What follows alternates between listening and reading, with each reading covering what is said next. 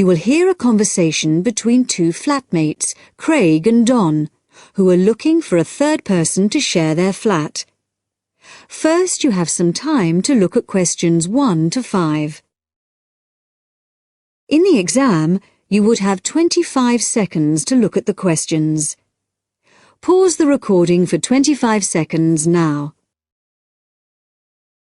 You will see that there is an example which has been done for you. On this occasion only, the conversation relating to this will be played first. Hi, Craig. Been home long? Yeah, quite a time. Did anyone phone about renting the spare room? Yeah, we've had 3 phone calls about it. Really? Yeah. Do you want to hear about them? Sure. Right. The first one was called Phil Parrott. The name of the first person who phoned was Phil Parrott, so Parrott has been written in the space.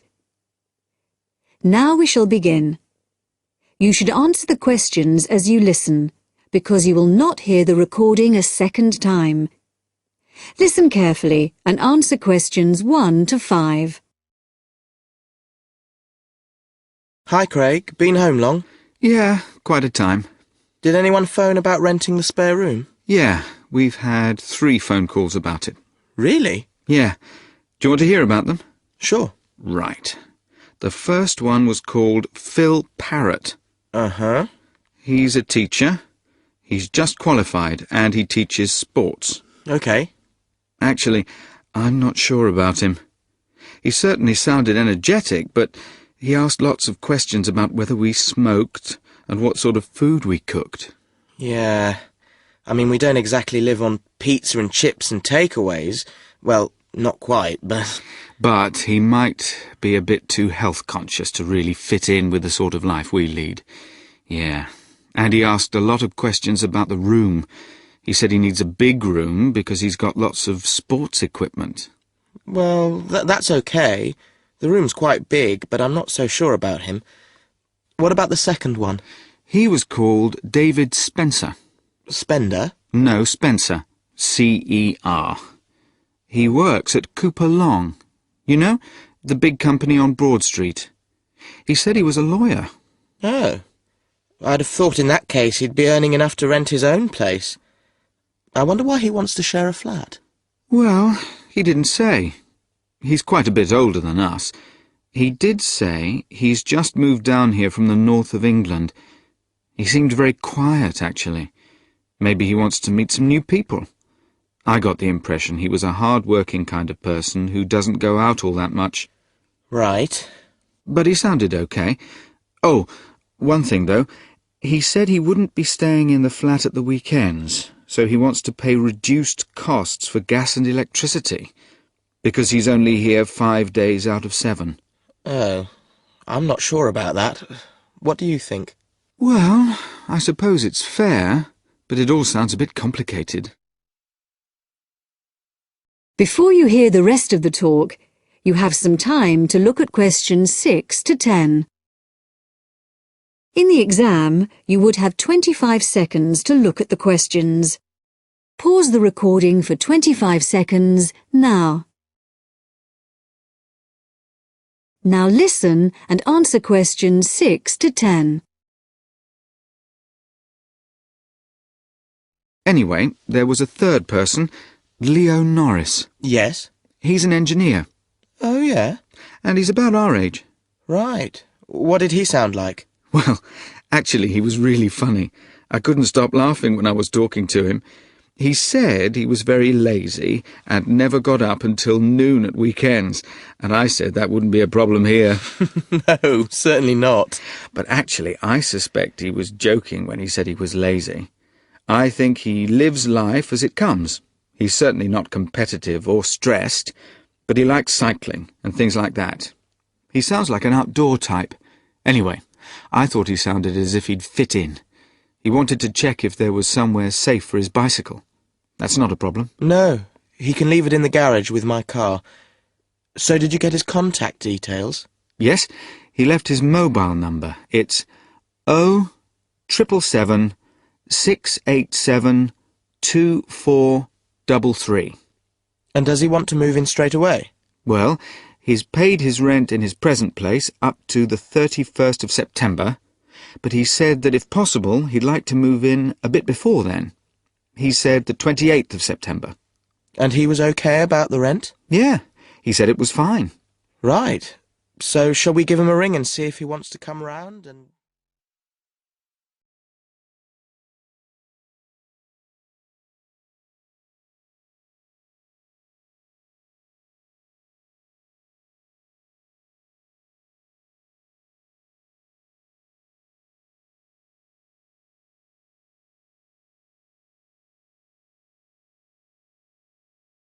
Now turn to Section 2. Section 2. You will hear a member of the Active Outdoor Club talking to a group of interested potential members. First, you have some time to look at questions 11 to 14.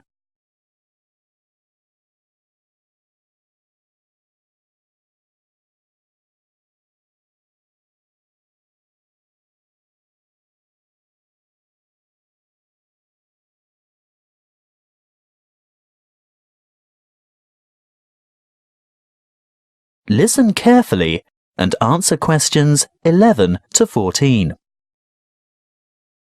I'd like to welcome you all to our Active Outdoor Club. I'll start by telling you a little bit about the history of the club and all that it can offer, and there will be a chance for you to ask questions over tea and coffee in the lobby afterwards.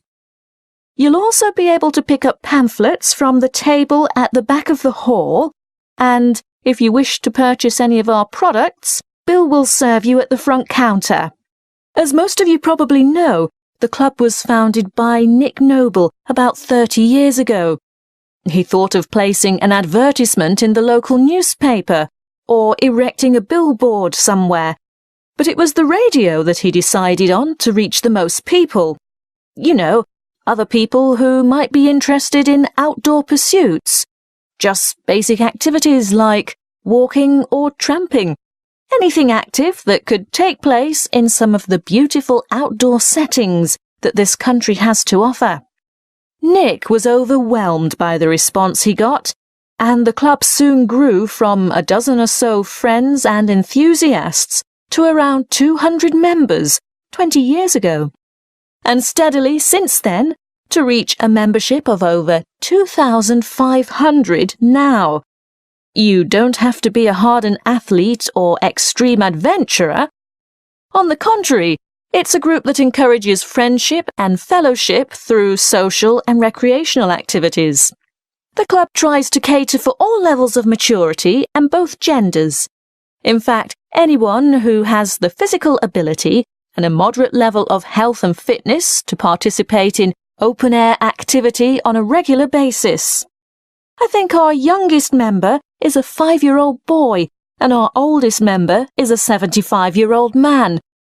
Of course, we have more challenging opportunities for those who are up to it, but all excursions are graded according to level of difficulty, and there will always be something for those families with small children. More about that later.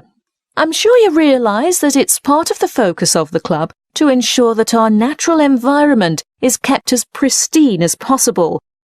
We all have a keen interest in conservation, and many of our members contribute their time or give a monetary donation to organisations that work to enhance and beautify our natural heritage. Before you hear the rest of the talk, you have some time to look at questions 15 to 20.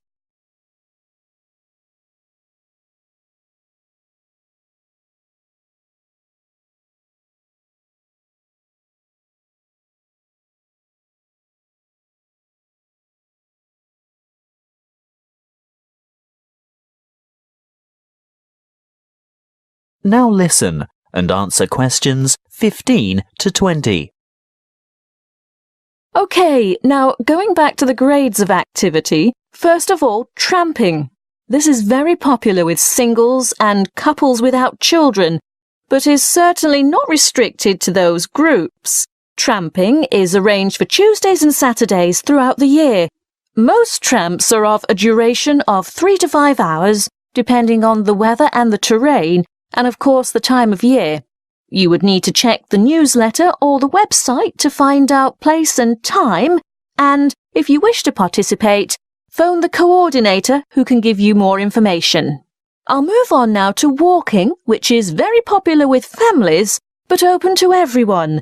And walks are arranged for every Thursday and every Sunday over the course of the entire year.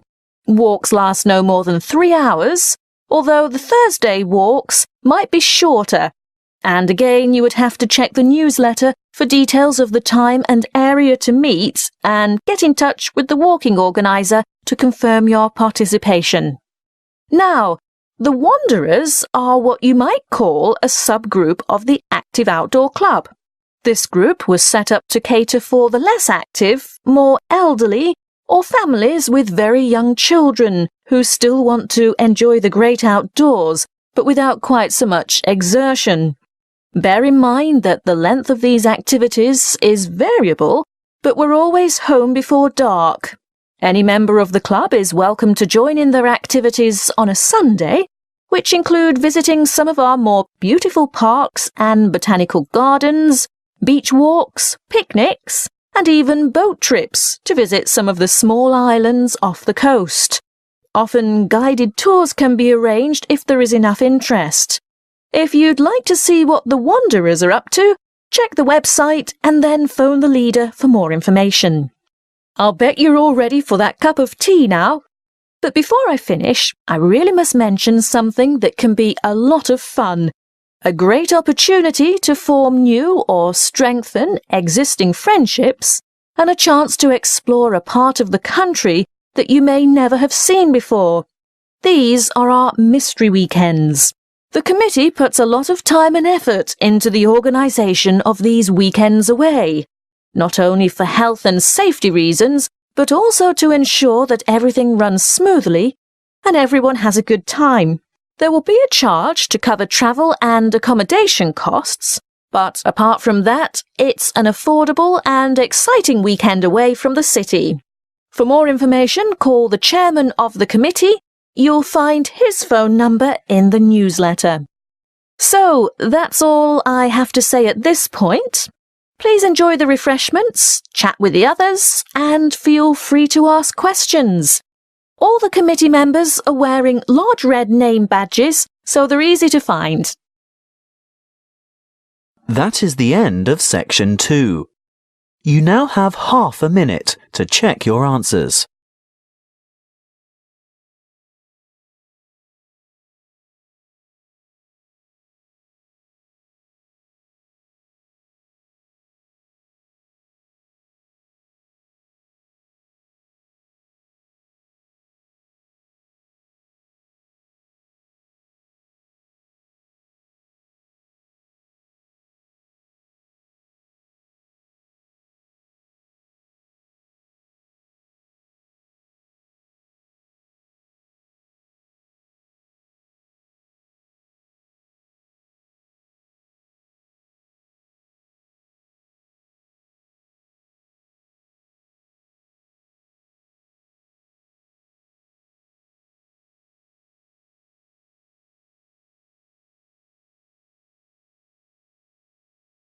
Section 3. You will hear a tutor and some students talking about an assignment. Listen carefully and answer questions 21 to 26. Come in. Sit down. Good to see you. Hello. Hello. Now, this assignment. The best thing we can do, I think, is to think how we can approach it. The main point is to investigate television, but not what's happened in the past. I was thinking that it would be necessary to go over the new media first and then... Yes, that's a way to make a start, but you need to do that quite briefly. But it's quite a complex topic. Yeah, I agree, but the emphasis must be on the future development of television as a cultural phenomenon. Yes. I've been reading the talk by Ashley Highfield. All right, and what do you take from that? What are the things that are competing with television? Well, to start with, there is the games console. Then there is the personal computer and the internet. Then again, the mobile phone with its capability of games and puzzles. and of course internet access. Lastly, there is the iPod, with the possibility of listening to music wherever you go. Good, you've understood that. Now, which of these presents the greatest competition for television? Well, according to the research, it's video games. Yes, that's true at present, but in the future... I think the phone will present the greatest threat then. And why? Because it's mobile, portable, and it's developing fast. Yeah, I think you're right. You need always to look to the future and try to assess how things will develop, as we said. Good. Now, you need to move on to the new social trends in connection with television. Is one of them the idea that programmes might become shorter and shorter? Ah, yes. The average program might be 10 minutes. Or even less, just mini-programs, say 4 to 5 minutes long. Now, do you think you can get access to all the materials you need? The problem at the moment is the library. Oh, yes? What's happening there? There's a tremendous amount of noise because of the new extension they are building. It's quite impossible to work there. They are stopping work for a week next week, I believe, and then all the sections will be open. There's a hold-up because some roof tiles have not arrived, so there'll be peace for that week. But then after that, the media studies section will be closed for a week, and all the noise and dirt will start up again. Yes, the sociology section will be open, and there's some good stuff there for you on this topic, and it's further away from the noise.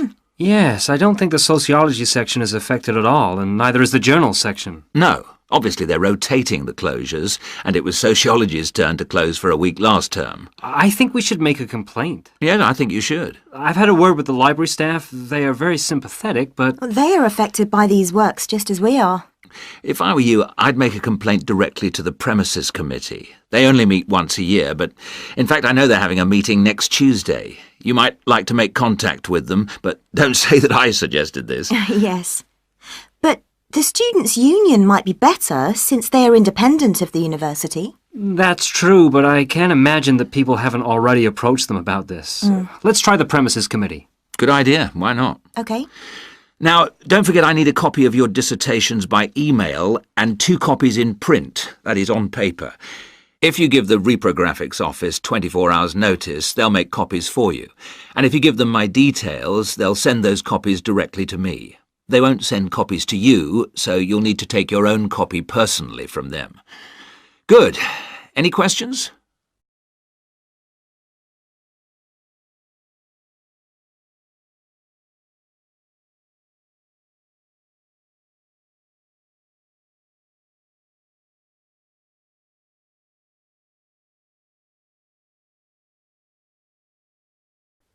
Now answer questions 27 to 30. One little thing was just that I wondered whether we should actually talk about that famous website. You know the one, YouTube. Ah, I was rather hoping you hadn't overlooked that. Good point. It's mostly homemade videos. I suppose you could say that each video is a television version of a podcast. Anything else? Yes, I've got a question, I'm afraid. I'm not completely clear about the exact meaning of culture, as we are using it in this subject. Well, Mrs. Jones is giving a lecture on culture and society in the University Theatre. It's on Wednesday at 10 a.m, and you can learn all about it there, I'm sure. Can you give us that again, please? Yes, that's Culture and Society. It's in the University Theatre. And, let me just check the time. Yes, here it is. 10 a.m. on Wednesday. She'll be giving a very thorough discussion of the issues in defining what culture means. Right. That's good. The thing is, the reading list confused me a bit. One thing that occurred to me was that it might be broken down into subsections for future students. Yes, that's a fair point. I'll bear that in mind. Now, don't forget, you need to do the reading and finish the assignment by the 4th of July. Is that okay? Fine. Thank you very much.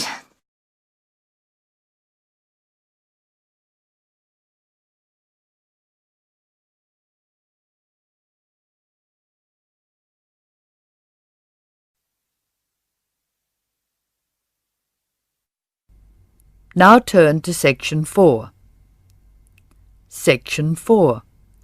You will hear an extract from an introductory talk given to a group of students who have just entered a university residential college. The speaker is the principal of the college. Listen to what the speaker says and answer questions 31 to 37. First, you have some time to look at questions 31 to 37.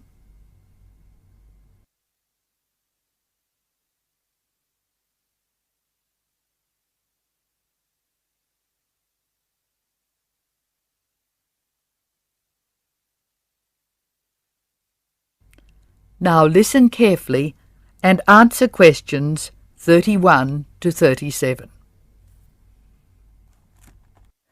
Good morning and welcome to Scholastic House. I'm delighted to see you here. It is my duty to explain to you some of the history of our college and some of the traditions which I hope you will uphold. The idea for Scholastic House was expounded by Samuel Wells in 1898. Wells was a visionary whose ideas were well ahead of his time.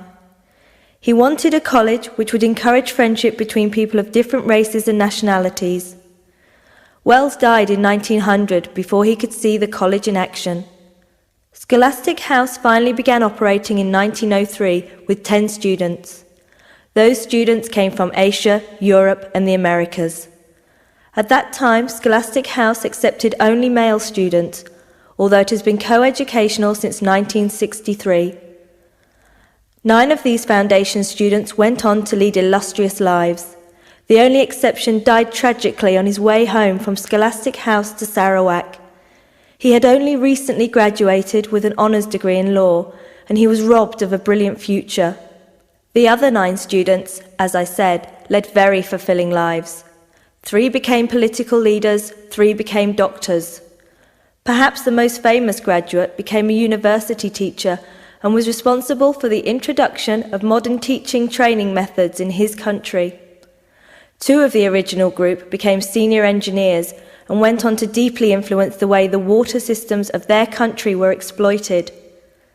The college ran into hard times during the period of the Great War, 1914 to 1918, when the charter of the college was interpreted to mean that neither students nor staff could take part in the war effort. Many people felt that this indicated a lack of national spirit, and the walls of the college were frequently marked with graffiti.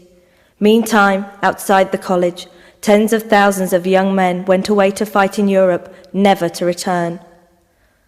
The college was building a reputation for learning and for tolerance of opposing views.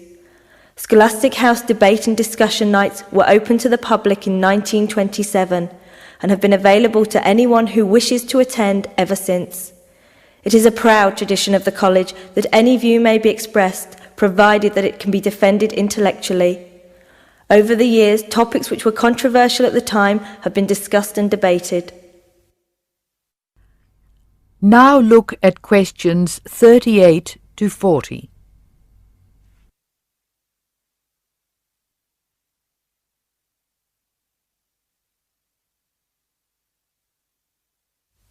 As I said, the college has a proud history of publicly examining controversial issues. Why should we do this? The publicity we receive is often sensational, and there is no joy in encouraging argument for its own sake. In fact, that sort of discussion just increases tension. The only legitimate reason for our behaviour is that it casts light upon the topic in question and informs the debate. And controversial topics are the ones which most need informed attention. As the world forges ahead, we often find our scientists have outstripped our philosophers. We frequently develop scientific marvels without realizing their full implications. Nowhere is this more obvious than in medicine. We are now able to keep people alive far longer than before. But this medical ability must be measured in relation to the quality of those lives. I urge you to spend your time at Scholastic House wisely. You are the heirs of an excellent academic tradition of which we can all be justly proud. It is your responsibility to continue this tradition of querying where our world is going. Progress is not always upwards. I wish you every joy in your time here, and I hope that I will hear much well-informed debate from you. That is the end of section 4. Now you have some time to check your answers.